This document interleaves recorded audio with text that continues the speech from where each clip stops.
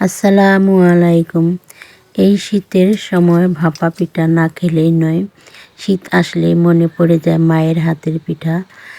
দেখুন আমি গুঁড়িগুলো টেলে নিয়েছি, গুড় কেটে নিয়েছি, নারকেলগুলো কুড়িয়ে নিয়েছি, গুঁড়িগুলা ছেঁকে নিয়েছি এবং পানি ফুটায় নিয়েছি। মায়ের হাতের পিঠার মতো স্বাদ পাই না আর যতই নিজের হাতে বানাই না কেন। দেখুন আমি বাটির মধ্যে ভাপা পিঠা বানাচ্ছি কলসির ভিতরে। আমার এই যে মাটির খোড়াগুলো ওগুলো নেই, আগে কিনেছিলাম ভেঙে গিয়েছে, এবং বাটি দিয়ে ঢেকে দিচ্ছি। দেখুন আমার প্রথম পিঠাটা দেখুন হচ্ছে কি না দেখতেছি। হ্যাঁ, আমার পিঠাটা হয়ে গিয়েছে। দেখুন নামাচ্ছি।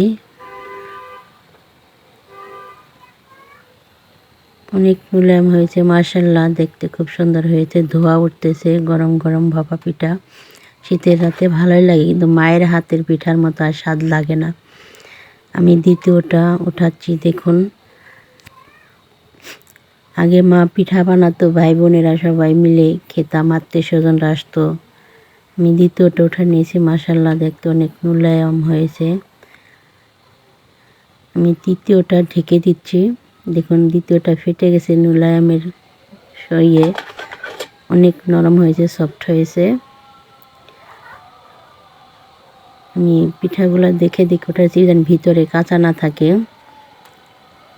সকলের দাওয়াত রইল পিঠা পুরি খেতে, আসবেন বেড়াতে, এবং আমার চ্যানেলটাকে সবাই সাবস্ক্রাইব করবেন, পাশে থাকবেন। দেখেন আমি পিঠা বানাচ্ছি আর খাচ্ছি। দেখেন ভিতরে পুরগুলা আর নারকেল সেরকম হয়েছে, অনেক মিষ্টি হয়েছে এবং নারকেলের ঘ্রাণ বের হয়েছে।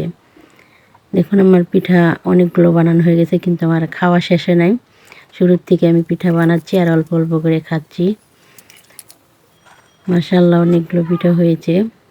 সকলের দাওয়াত রইল, আসবেন বেড়াতে। আর দেখুন কলসের ভিতরে আমি একটা একটা করে পিঠা বানাচ্ছি আর খাচ্ছি।